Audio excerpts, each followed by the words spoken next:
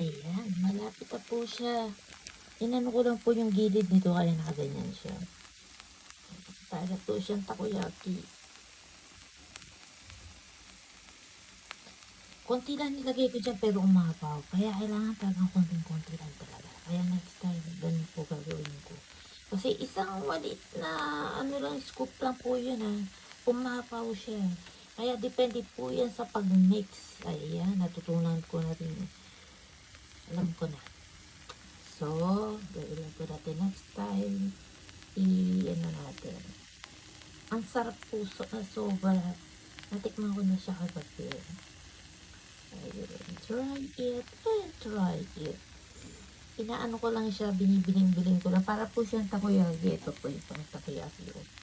Na ano, iniikot-ikot ko lang. Okay na po siya. Yung gitna na lang po at yung gilid. Kung kailangan iikot. Gaya po nito. Ayan. Asan na ba? Wala pang malaki sa loob. Atay ko na ipaso pa. Umapaw, ano siya, yung wala naman po akong nilagay na ano dyan ha.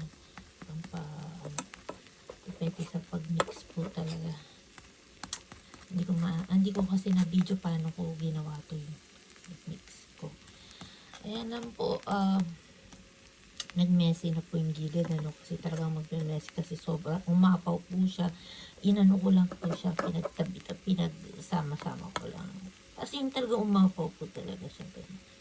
Parang din sa takoyaki, ganun din eh. Ayun lang po, ayan yung paggawa ko ng aking hot cake with, ano ba tawag sa Japanese? Yung munggo na, ano po, ang sarap po yung matamis, sweet munggo. Ayun. Pwede pong cheese, lagay nyo yung cheese, at saka creamy. Hindi ko maano po sa inyo paano paggawa ng creamy na yun. Alam ko rin po kasi dati yun ang famous dito kaysa takoyaki. Ngayon, ewan ko bakit wala na po nagtitinda ngayon dito at wala ko nakikita. Yun ang famous dati. Yung parang itong ginagawa ko, maliit lang dito. Maliit lang dito ng konti. Kasing maliit. Cheese, pagpipili mo tatlo, cheese at saka yung nilagay kong flavor na. Pinaka ano po na, kunti na lang siya eh. Number 1 po yun dito. Saan ko na ba yung nilagay? Ay, ito. Ayan, ito po. Ayan, kita nyo, konti na lang siya. Bibili po ako ulit. Mochi. Hindi po mochi ang tawag dito. Basta yung, hindi ko iisa kasi. Ayan siya. Munggo po siya. Kung sa Pilipinas, mag-blender na lang po kayo ng matamis na munggo. Na walang sabaw ha. Dry. I-dry nyo. Ayun, bibili pa po ako ulit bukas para, or cheese, pag wala kayo niyan, cheese ang ilagay nyo.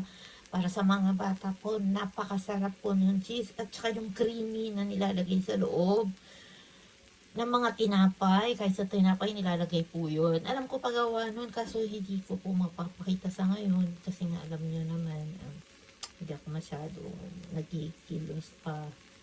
Ayun, okay. Thank you. Don't forget to subscribe. Ano ko po to sa James Vicente Wagang Tuloy para may video po tayo doon. Lahat ng channels ko po, Ilegit channels, no dummy, no ninjas, please subscribe and support and connect. Okay, babush. Tapos na po yan, ayan. Diyan na lang po siya, maluluto na lang po siya dyan. So, my breakfast for tomorrow. Ginawa ko lang po ngayon para bukas, init na lang, kain na lang, kasi wala po tayong oras kung ganyan, ano. Habang ako'y nagsasilence sa Giselle Waga Mix Vlog ko, ayun, gumagawa na po ako na, every time, every night, pag may, nagsasilent po ako, pag may niluluto po ako, nag-vlog. Ito, sabi nakasilent po ako, nagluluto ako. Pag may lulutuin. Ayan. Marami naman kasi ako magluto, good for 3 days naman po yan minsan. Okay, buhush!